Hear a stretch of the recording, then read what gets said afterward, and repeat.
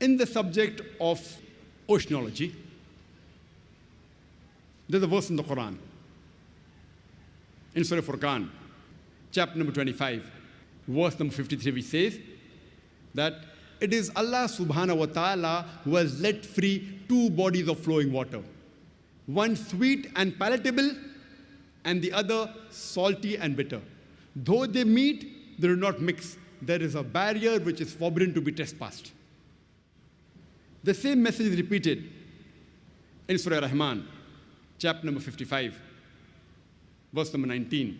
Maraj al-Bahrain yaltaqiyan, that we have let free two bodies of flowing water. Though they meet, they do not mix. There is a barrier, there is a barzakh, which is forbidden to be trespassed. When the commentators of the Quran, when they try to understand this verse, all of us know very well, and we knew it earlier also, that there are two types of water, sweet and salty. But they could not understand the verse of the Quran, which says that there are two types of water, sweet and salty. Though they meet, they do not mix. There is a barrier which is forbidden to be trespassed. There is a barzakh. The Mufassireens, the commentators could not understand what did it mean. Today, after science have advanced, we have come to know that whenever one type of water flows into the other type of water, sweet water flows into the salty water, it loses its constituents and gets homogenized into the water it flows.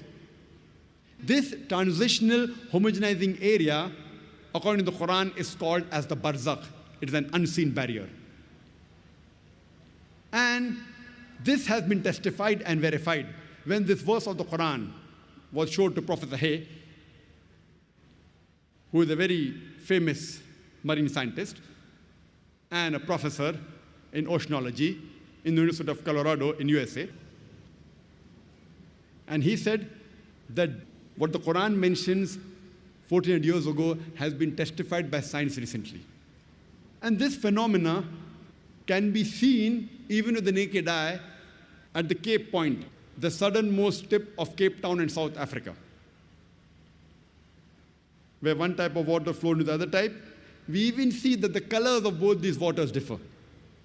Another good example is in Egypt, when River Nile flows into the Mediterranean Sea. And the best example is the Gulf Stream. It flows for thousands of miles. It starts from the Gulf of Mexico and goes to the east side of North America, travels upwards, then goes eastwards and travels to the west coast of Europe. It flows for thousands of miles, but yet the two waters are distinct. And if you're traveling in a ship towards the extreme of the Gulf Stream and take a bucket of water from the left side and a bucket of water from the right side, you will find that one is sweet and the other is salty. Even the temperature between the two, they differ. Imagine, Quran speaks about this phenomena 1400 years ago.